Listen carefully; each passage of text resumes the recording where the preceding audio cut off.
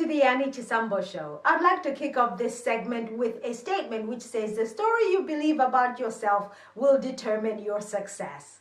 So I'm just going to pause here for a few seconds for effect. Okay, pause over. What does that mean?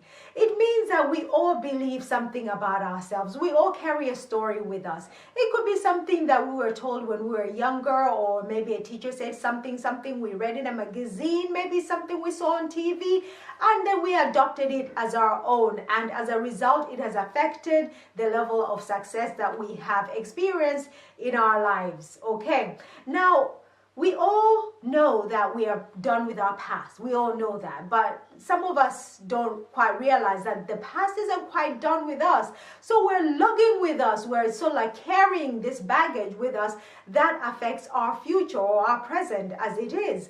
Now, we are all here for a purpose, whether you believe it or not. You're not just here to take up space and breathe in and out air. That's not what it's all about. We're all here to achieve something. We're all extraordinary, whether you know it or not. Now, we all have goals, maybe dreams, but some of us have buried those really quite deep because maybe at some point we confided in somebody who told us, don't be stupid, you can't do that. And we believed them, and that became part of our story. And that's the reason why we have never even tried to achieve those goals. Okay.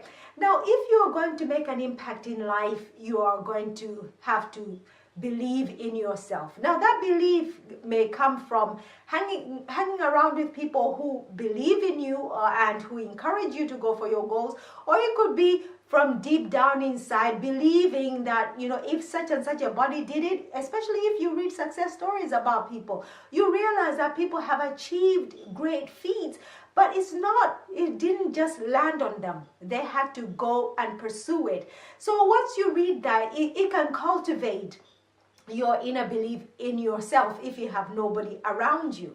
Now, I was listening to Les Brown, and he said that we should all be ashamed to die unless we have made a social contribution.